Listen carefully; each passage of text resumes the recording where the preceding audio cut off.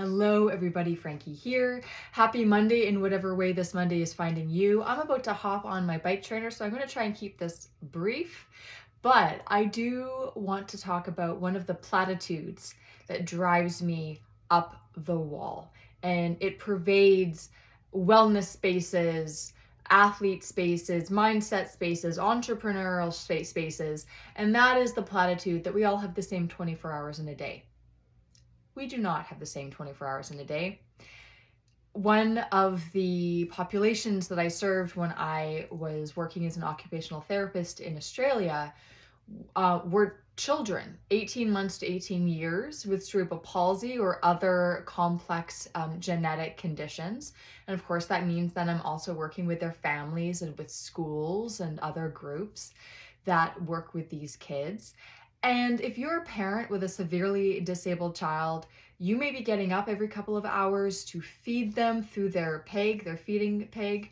You may be getting them up out of bed by hoisting them or physically lifting them up out of bed, putting them in a shower chair, cleaning them off, toileting them, dressing them, right? If you're a parent of a newborn child who may not have a disability, that is a whole complex use of your time. You're sleeping when you can. If you are somebody who has to commute 1 hour, 2 hours, 4 hours, that is going to equal and add up a lot of time in your day.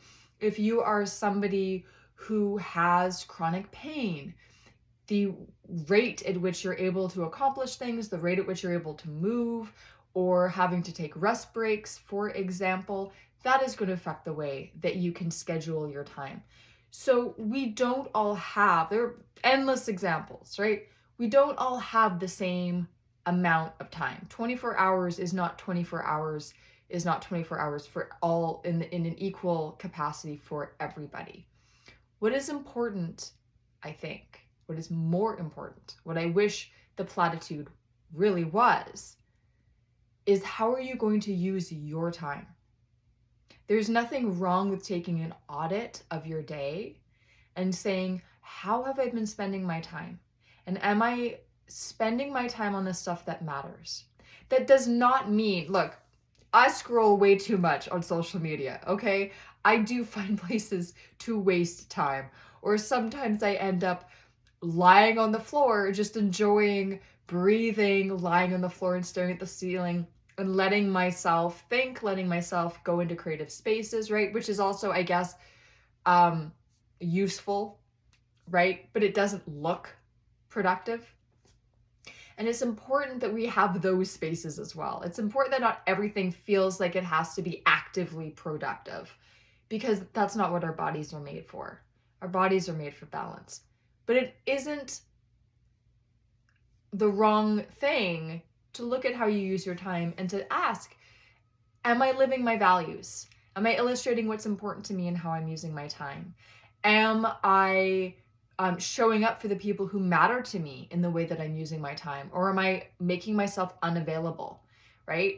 And sometimes you may say, I did make myself unavailable because I needed some decompression time, or I needed some time for my mental health, or I needed some quiet, right? That's okay. But it's important, I think, to be honest with yourself. And then there are other things that just suck up your time.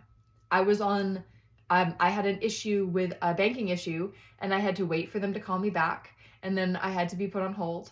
And then I had to wait while the person was, working through their system. That sucked up a bunch of my morning, right? I'm glad, though, that I had that help from the bank to solve an issue that I was having.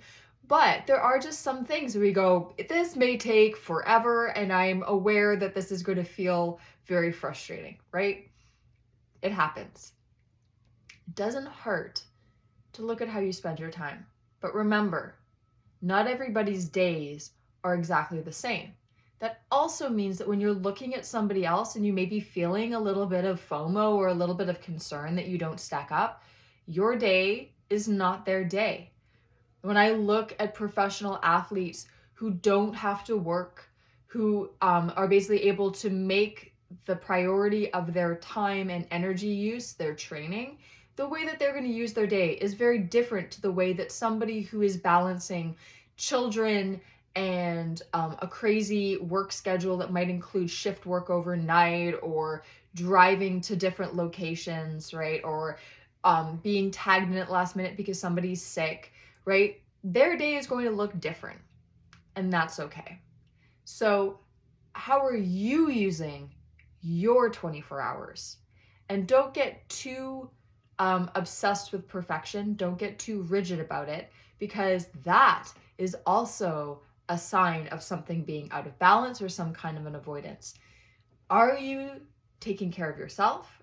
Are you taking care of the people that matter to you? Are you finding time to pursue the things that are important to you or that are going to lead to improvement or progress down the road?